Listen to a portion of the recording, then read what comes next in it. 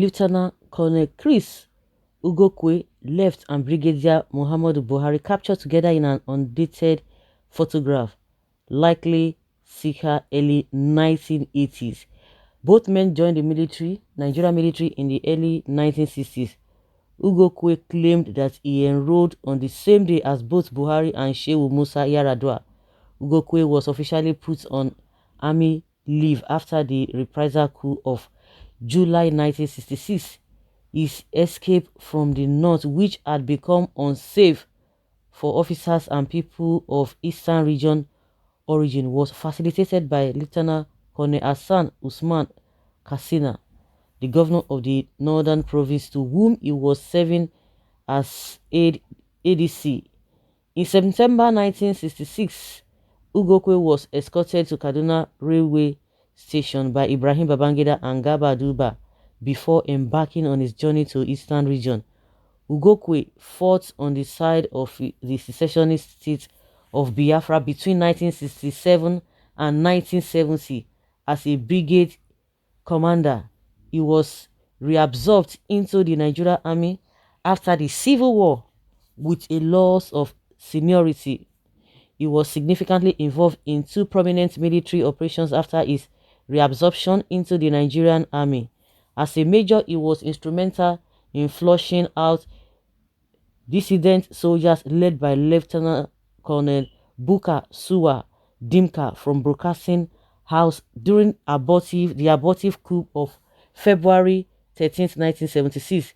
The mission was organized by the Corps Commander of the Armored Corps, Lieutenant Colonel Babangida, in relation to whom Ugokwe had 6 months seniority when both were members of the Armored Resi Squadron prior to the Civil War and carried out on the ground by Ugokwe.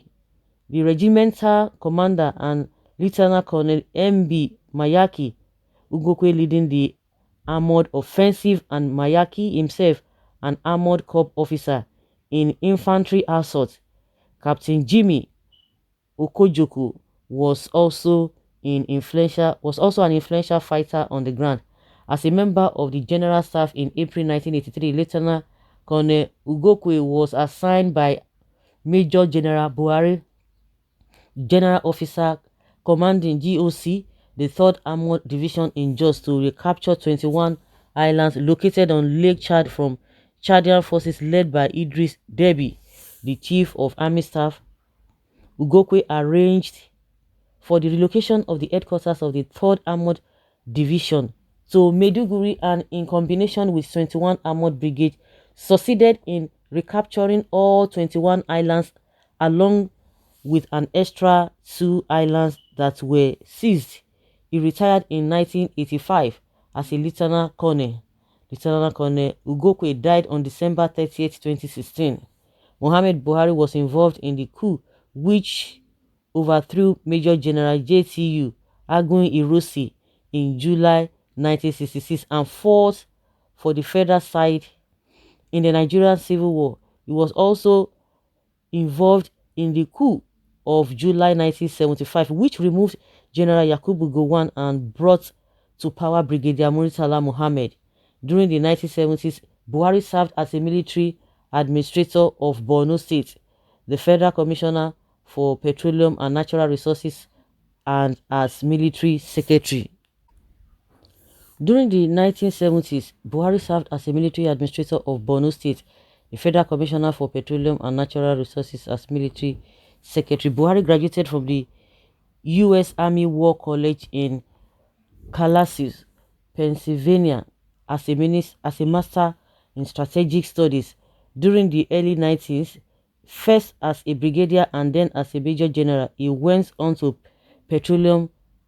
perform general officer commanding roles for army divisions, 2 infantry and the other armored, before he emerged as the head of state following the coup which overthrew the civilian administration of President Shehu Shagari on New Year's Eve in 1983. Buhari was himself overthrown by a coup led by Major General Ibrahim Babangida in August 1985. He was placed in detention for a period of time. Buhari made a number of failed attempts at becoming a civilian president during the 2000s, but is presently serving his second term as a civilian president of the Fourth Republic. People who have been in government contributed to nothing. Divorce scattered the country. They have nothing to offer. All of them, whether Babangida, whether Abacha, whether Obasanjo, all of them put together. All of them. Unfortunately, the ones that call themselves civilian that even came on board, they can't even handle anything. Maybe because of the foundation that has been laid. Foundation that has been laid on lies that is already faulty.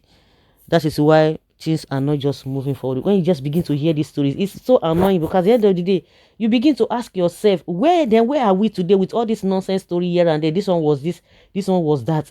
At the end of the day, go and check them individually. They are so rich. So at the end of the day, what one can really conclude from this whole thing is that they were just there to just get their own, because they are as rich as the country, or even some of them are even richer than the country. They even boast about it.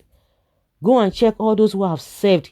Majority of them, they are living in affluence, but the country is nowhere to be found. The people are already impoverished, and yet they will be telling us all this a useless story that does not add up to the development of the country. So unfortunate. That's just the way I see it. Because if you are giving history or you are talking about things that happened, then you begin to see, okay, the effect of all those things that happened. What are we now experiencing now? It's unfortunate. If there is no events, no history, please, history is very important in the college. Don't abolish it. May his soul rest in peace. He even escaped the pogrom, fought on the other side, got reabsorbed, promoted, retired, and died with full military honors. He was a lucky Biafran or Abi Nigerian. May his soul rest in peace. This is a Ukogwe that is being referred to. But me, I'm just looking at this whole thing holistically. Looking at all these things holistically. I love, reading military history. This one too is very motivating and captivating. If ethnicity and religion is murdered in Nigeria politics, then there will be unity in diversity. You see, this problem has been right from onset. This problem has been right from onset. So it is not just today that it started. Buhari performed well because he was mixed up superior and inferior soldiers from other tribes, and they share knowledge together as military to keep the nation one. But he retired, and his Fulani brothers fill him with their lifestyle wisdom. That is why he landed the nation's trust into mess.